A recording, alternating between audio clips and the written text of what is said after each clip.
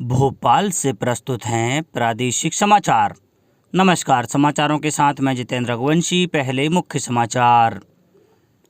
राज्य मंत्री श्री इंदर सिंह परमार ने कहा, निजी स्कूल आगामी आदेश तक नहीं बढ़ा सकेंगे फीस।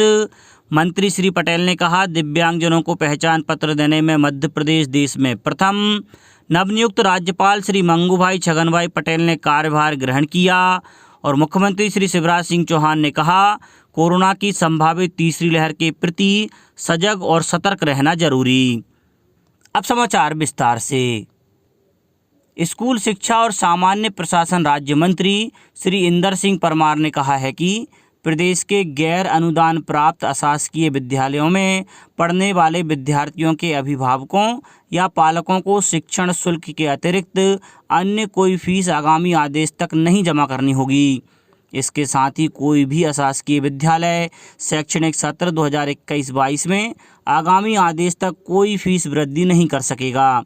श्री परमार ने बताया कि प्रदेश के समस्त सीबीएसई, आईसीएसई, मध्य प्रदेश माध्यमिक शिक्षा मंडल और अन्य बोर्ड से संबद्ध गैर अनुदान प्राप्त अशासकीय विद्यालयों पर यह निर्देश समान रूप से लागू होंगे।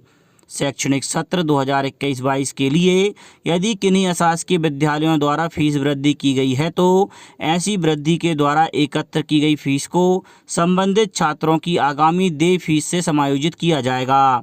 श्री परमार ने कहा कि कोविड-19 संक्रमण की विगत वर्ष की परिस्थितियों से विद्यार्थियों और पालक प्रभावित हुए हैं। वर्तमान में भी उसी तरह की परिस्थितियां बनी हुई हैं। इसलिए विगत वर्ष में माननीय उच्च न्यायालय द्वारा पारित 4 नवंबर 2020 के निर्णय के अनुक्रम में इस वर्ष भी शैक्षणिक सत्र 2021-22 के लिए यह निर्देश जारी किए गए हैं। स्कूल शिक्षा विभाग ने इस संबंध में सभी जिलों के कलेक्टर्स, सभी संभागीय संयुक्त संचालक लोक शिक्षण और जिला शिक्षा अधिकारियों को निर्देश जारी किए हैं। शैक्षणिक सत्र 2020-21 के संबंध में 1 मार्च 2021 को जारी विभागीय परिपत्र द्वारा जारी निर्देश की कंडिका 2 की उपकंडिका 4 को आगामी आदेश तक निष्प्रभावी किया है। इसके साथ ही अशासकीय विद्यालयों के द्वारा फीस वृद्धि के संबंध में लोक शिक्षण संचालनालय द्वारा 29 जून 2021 को जारी निर्देश को आगामी आदेश तक निष्प्रभावी किया गया है।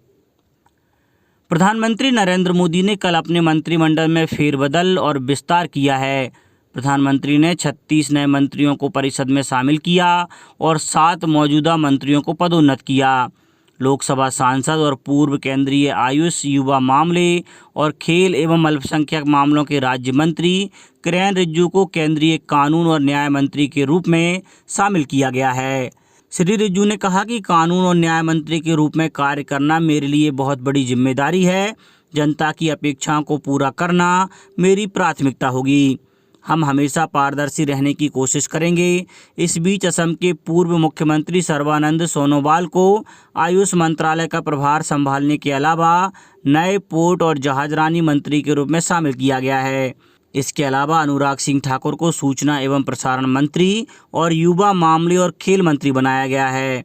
इस बीच 12 शीर्ष मंत्रियों को मंत्रिमंडल से हटा दिया गया है।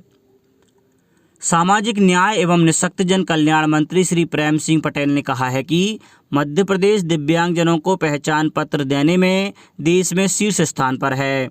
केंद्र शासन द्वारा निर्धारित 6,07,313 लक्ष्य के विरुद्ध प्रदेश में अब तक 5,97,000 से अधिक दिव्यांगजनों को पहचान पत्र जारी किए जा चुके हैं। ट्रांसजेंडर को पहचान पत्र देने में भी मध्य प्रदेश देश में प्रथम स्थान पर है।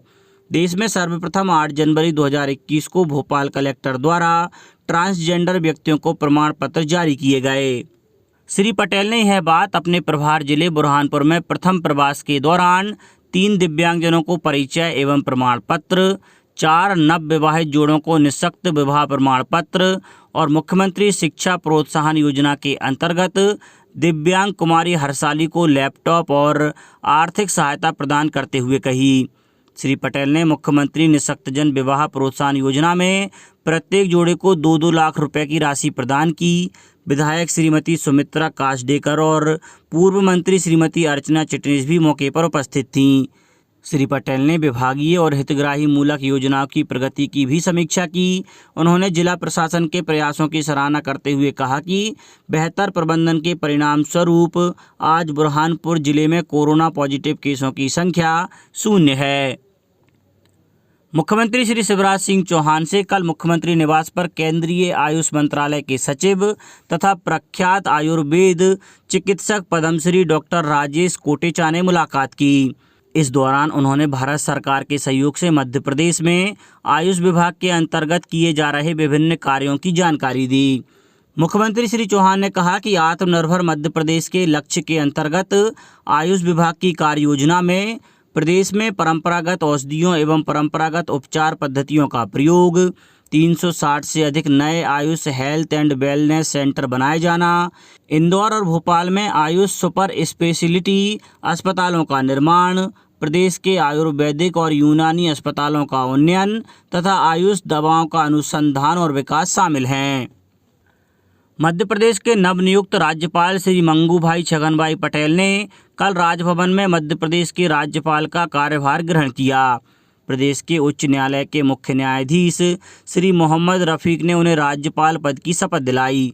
शपथ ग्रहण समारोह में मध्य प्रदेश की निवर्तमान राज्यपाल एवं वर्तमान में उत्तर प्रदेश की राज्यपाल श्रीमती आनंदीबेन पटेल, मुख्यमंत्री श्री शिवराज सिंह चौहान, पूर्व मुख्यमंत्री एवं नेता प्रतिपक्ष श्री कमलनाथ, गृह मंत्री डॉक्टर नरोत्तम मिश्रा, खेल एवं युवा कल्याण मंत्री श्रीमती यशोधरा राजे सिंधिया, वित्त और वाणिज्य कर मंत्री श्री जगदीश देवड़ा, वन मंत्री श्री विजय शाह, चिकित्सा शिक्षा मंत्री श्री विश्वास सारंग, उच्च शिक्षा मंत्री डॉक्टर मोहन यादव, खनिज साधन एवं श्रम मंत्री श्री बृजेंद्र प्रताप सिंह, सूक्ष्म लघु और मध्यम उद्यम मंत्री श्री ओम प्रकाश सकलेचा, मुख्य सचिव श्री इकबाल सिंह बैस, पुलिस महानिदेशक श्री विवेक जोहरी, राज्यपाल के प्रमुख सचिव श्री DP आहूजा आदि उपस्थित थे। राज्यपाल श्री मंगूभाई छगनभाई पटेल ने कहा है कि जनजातीय विकास का आधार शिक्षा में प्रगति है।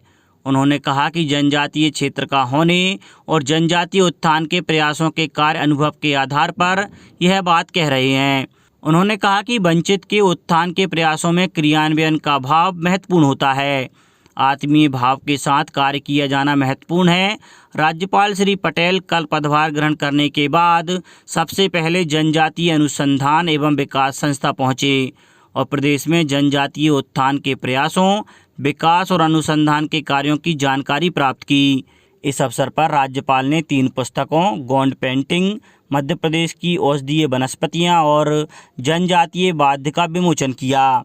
राज्यपाल श्री पटेल ने कहा कि प्रदेश में जनजातीय विकास के प्रयासों को और अधिक गति देने के लिए वे स्वयं जनजातीय क्षेत्रों का सघन भ्रमण करेंगे। जनजातीय सदस्यों के साथ संवाद कर उनकी अपेक्षाओं और आवश्यकताओं की जानकारी भी प्राप्त करेंगे। उन्होंने गुजरात के प्रसंग का उल्लेख करते हुए बताया कि प्रधानमंत्री श्री नरेंद्र मोदी जी ने वन बंधु योजना शुरू कर जनजातीय विकास का जो मॉडल बनाया वह पूरे देश का आदर्श होगा। उन्होंने कहा कि शिक्षा का प्रतिशत प्राथमिक, माध्यमिक, हायर सेकेंडरी और उच्च शिक्षाओं में ड्रॉप आउट की स्थिति, रोजगार की स्थिति और स्थानीय उद्योगों की आवश्यकताओं के अनुसार व्यावसायिक प्रशिक्षण की स्थिति की समीक्षा कर जनजातीय विकास की कार्य योजना बनाकर प्रयास किया जाना चाहिए। मुख्यमंत्री श्री शिवराज सिंह चौहान ने कहा है कि कोरोना की संभावित तीसरी लहर के प्रति पूरी सजगता और सतर्कता बरतना जरूरी है। इसमें बरती गई जरा सी भी लापरवाही कोरोना संक्रमण को पुनः आमंत्रित कर सकती है। ऐसी स्थिति में हमें बचना होगा। मुख्यमंत्री श्री चौहान ने कहा कि तीसरी लहर के पूर्व ही प्रदेश सरकार तेजी से स्वास्थ्य सुविधाओं के विस्तार के साथ चिकित्सकीय अधोसंरचनाओं का निर्माण कर रही है। विशेष रूप से अस्पतालों में ICU बेड्स की संख्या बढ़ाने के साथ ऑक्सीजन की उपलब्धता को सुनिश्चित करने के लिए ऑक्सीजन प्लांट स्थापित किए जा रहे हैं। हमारा प्रयास यह है कि कोरोना की दूसरी लहर में ऑक्सीजन के लिए जो जद्दोजहद हुई और परेशानी सही गई, वैसी स्थिति दोबारा न आने पाए। मुख्यमंत्री श्री चौहान ने कहा कि प्रदेश के सभी जिलों में ऑक्सीजन की आपूर्ति के लिए जो कार्य योजना बनाई गई थी, उसके तहत अनेक जिलों में ऑक्सीजन प्लांट शुरू हो चुके हैं।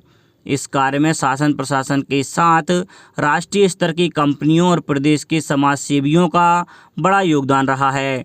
मुख्यमंत्री श्री चौहान ने कहा कि मध्य प्रदेश को ऑक्सीजन उत्पादन के मामले में आत्मनिर्भर बनाने की जो मुहिम शुरू हुई है उसे निरंतर जारी रखा जाएगा।